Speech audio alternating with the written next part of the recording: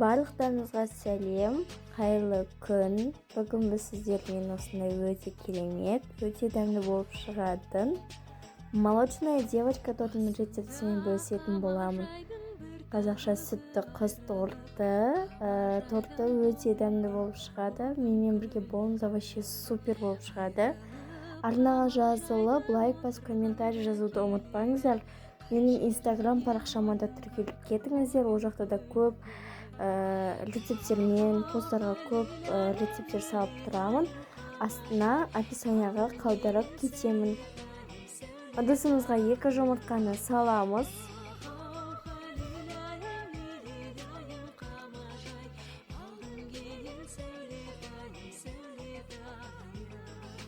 Сгущенка саламыз.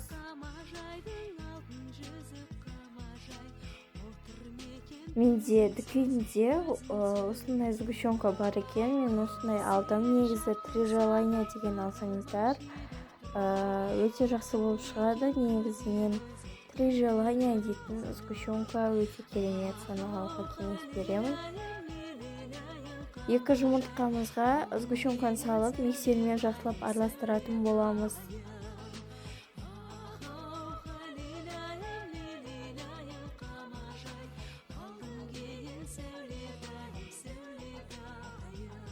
Миксер болмаса, қолмен араластыруға болады, яғни қасықпен, блинчикпен араластыруға болады. Әркім өзі біледі.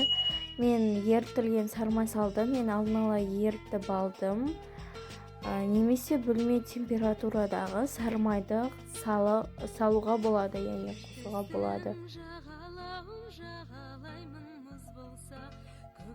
Миксермен араластырамыз.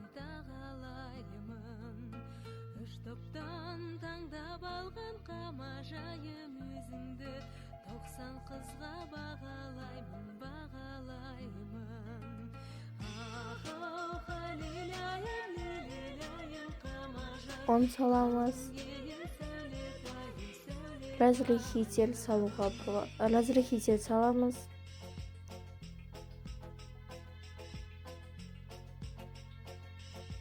Жақсылап араластырамыз. Бізде осылай болып шығады, өте керемет болып шығады.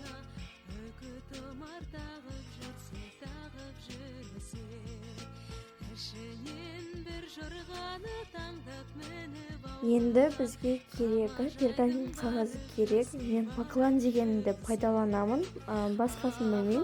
Именно осы поклан деген жабыспайды. Міндетті түрде поклан дегенін алыңыздар. Пергамент қағаз. Мен осындай кольцоға істеймін. Сызып алсаңыздар болады.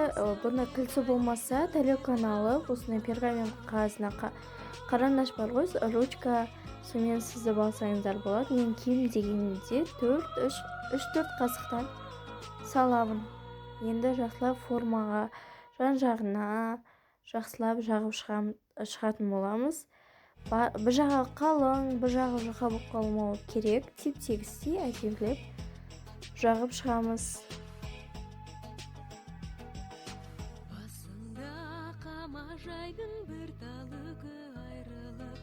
Видеодағыдай жазсаңыздар, сіздерде де осындай өте дәмді молочная девочка торты шығатын болады.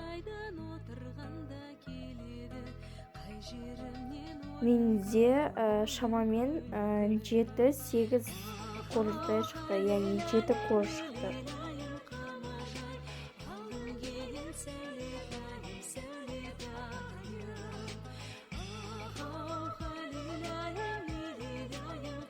Духовкаға пешке барлығын 5 минуттай пісіріп аламыз. Әркімде пеш әртүрлі.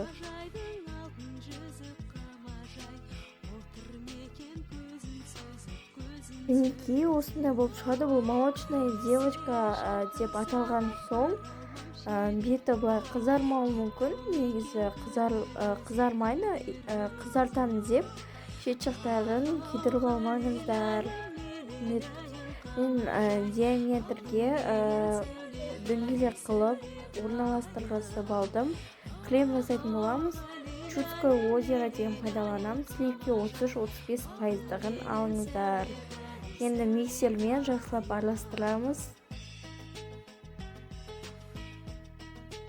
Қант саламыз.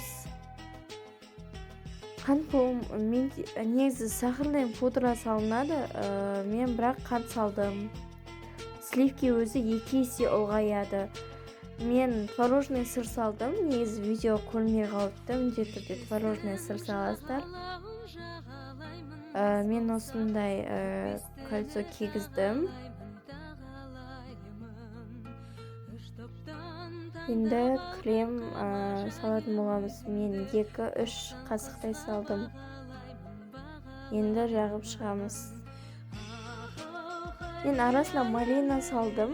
Негізі блендерден езіп, шырын су сияқты қылып істеген жоқпын. Кәдімгі менде қатырылған смородина дейді ғой, малина, сондай салдым орталарына.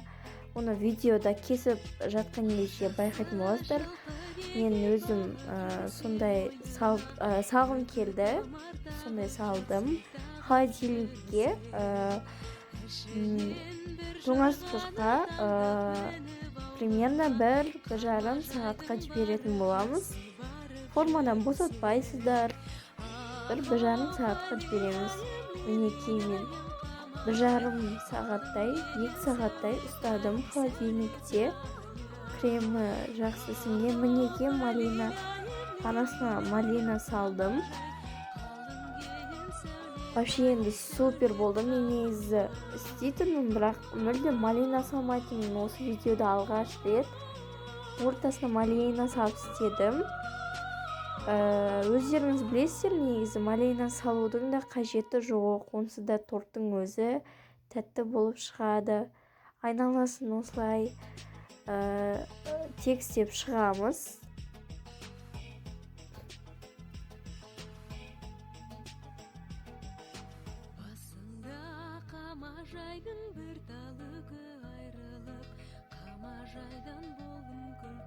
Мен айналасына қалыңдатып, осындай крем жаққым келеді. Пакетке салсаңыздар болады. Мен осындай алып, осындай насадка орналастырдым. Енді айналасына жағып шықтым. Осылай әсемдеп шықтым. Негізі міндетті емес, бұлай әсемдеу өз қалауларыңыз бойынша. Түрлі жемістермен, яблоко, алмалармен, шоколадтармен әсемдесеңіздер болады. Өздеріңіз қалауларыңыз бойынша мен осындай қылып әсемдедім. Өте дәмді болып шықты, енді айта алмаймын. Вообще енді супер дайындап көріңіздер. Міндетті түрде жасап көруге кеңес беремін. Өте супер болып шықты. Мұна мен мамам бізге кесіп беріп жатыр. Негізі біз түнде жеп жатырмыз. Шыдай алмай, балалардың ешқайсысы ұйықтаған жоқ. Енді түнде шаймен осындай тұтпен шай ішкелі жатырмыз. Барлықтарыңызға ас болсын, міндетті түрде жасап көріңіздер. Қараңыздар, сондай жұмсақ болып шықты, сондай керемет. Міндетті түрде жасап көруге кеңес беремін. Жасап дайындап көріңіздер. Енді просто супер, өзім дәмін көрдім.